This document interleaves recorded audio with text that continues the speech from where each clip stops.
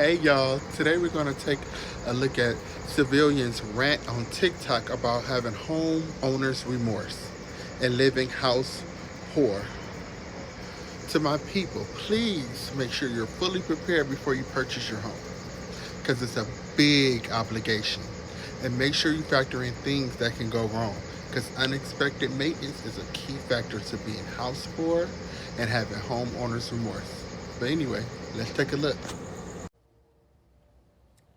Transparency post. I regret buying a house. I regret it a lot. If I could go back to January 2022, I would tell that girl, do not. Just find another apartment to move into, because doing all this shit that I have to do for this house and all the unexpected costs, high dollar unexpected costs that I keep running into, to be handling it by myself is ass. So to all you young women who want to go out and buy a home, I encourage you to really think about it. Talk to some people and really see the ins and outs. I mean, it always sounds good. Oh yeah, your mortgage is only going to be $1,000 until they reevaluate your property taxes, and that bitch goes up $200.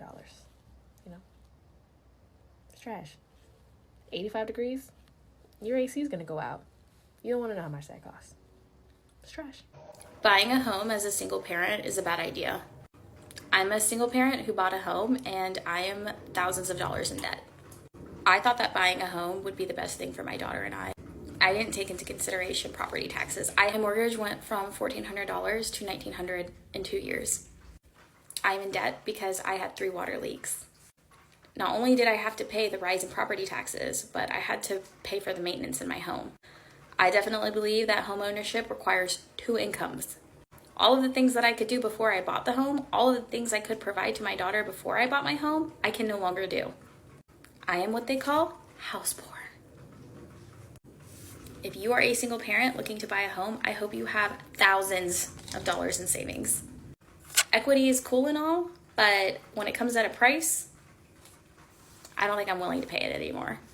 It feels like we have now entered into an era where if you want to buy a house for the first time, you're going to have to accept being house poor. Being house poor is when a substantial amount of your income, more than 30%, is going towards your house expenses. The average salary for 35 to 44-year-olds in the US is about $63,000. If we're using the general rule of thumb, you shouldn't be spending more than 30% of your gross pay on housing, and that includes all housing costs. Let's say you're making that $63,000 a year, pre-tax, mind you. That means you can afford approximately $1,500 in housing expenses every month. $1,500. That might be doable if you're able to find a home that costs less than $200,000 and your interest rate is about 6%. But of course, guess what the average home cost in the US is right now? It is double. It is $412,000. Let's say somehow you were able to get that 20% down. That means just your mortgage payment on a 6% interest rate would be about $2,000 a month. If you're making about $63,000 a year, that's about 40% of your gross pay. And keep in mind that 30% of your housing costs is inclusive of all housing costs. What people forget is when you buy a home, your mortgage is like the minimum that you're going to be paying on a monthly basis. You're also going to have utilities, you'll have insurance costs, you're going to have other costs associated with homeownership, and you should be saving a portion of the value of the home every single month for repairs. All of this is to say, if you're feeling like, holy crap, I feel like I'm never going to be able to buy a home unless I just literally only can afford to pay for my home. I genuinely don't know how the average American is doing it, because even as a high income earner, I'm looking at the housing market and I'm like, I don't know how I'm ever going to be able to afford to buy a house as a single woman who doesn't want to be house poor. And what I have had to come to terms with is I suppose that's okay, because there are other ways to invest, there are other ways to build wealth. But it is frustrating because, like, I would like to have another cat, you know? But I'm not willing to move to the middle of nowhere America in order to be able to buy a $200,000 house. You know what I mean? So I guess it's just about prioritizing what's important to us. But it just feels like the American dream of being able to own property shouldn't be this out of reach. It shouldn't be this hard to be able to buy property.